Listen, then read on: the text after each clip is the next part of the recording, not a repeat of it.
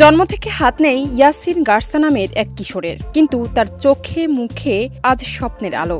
কারণ সে প্রথমবারের মতো অনুভব করতে পারছে প্রযুক্তির ছোঁয়ায় আবার স্পর্শ করতে পারবে পৃথিবীকে।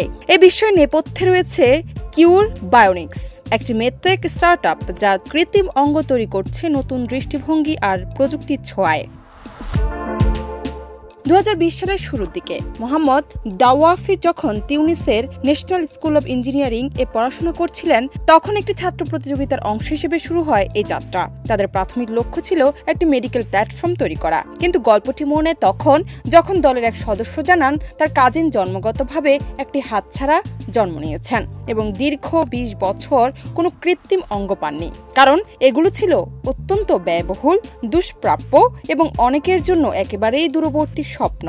এই বাস্তবতা থেকে জন্ম নেয় কিউর বায়োনিক্সের মানবিক ও প্রযুক্তিগত মিশন, কম খরচে অত্যাধুনিক এবং সহজলভ্য কৃত্রিম অঙ্গ তৈরি।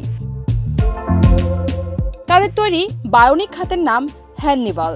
এটি হালকা, পেশি নিয়ন্ত্রিত এবং তৈরি হয় মাত্র 1 সপ্তাহে। এতে আছে ঘূর্ণনযোগ্য জয়েন্ট, সামঞ্জস্যযোগ্য সকেট, স্পর্শ অনুভবের সেন্সর, চার্জের জন্য ম্যাগনেটিক সংযোগ। প্রথাগত কৃত্রিম হাত যেখানে $50,000 পর্যন্ত খরচ হয়, কিউর বায়োনিক্স তা দেয় $8,000-এ। সময়ও লাগে মাত্র 1 সপ্তাহ। তিউনিস বিশ্ববিদ্যালয়ের চিকিৎসক ডক্টর আমিন বলেন, এই প্রযুক্তি উন্নত এবং সাশ্রয়ী, বিদেশি পণ্যের চেয়ে অন্তত 50% কম দামে। তারা এখন পর্যন্ত $3 লাখ বিনিয়োগ করছে। অর্থ এসেছে প্রতিষ্ঠাতার পকেটে, বিক্রি এবং পুরস্কার থেকে। এখন তারা বিনিয়োগ খুঁজছে বিশ্বজুড়ে প্রসারের জন্য। জান্নাত নিপু, দেশ রূপান্তর।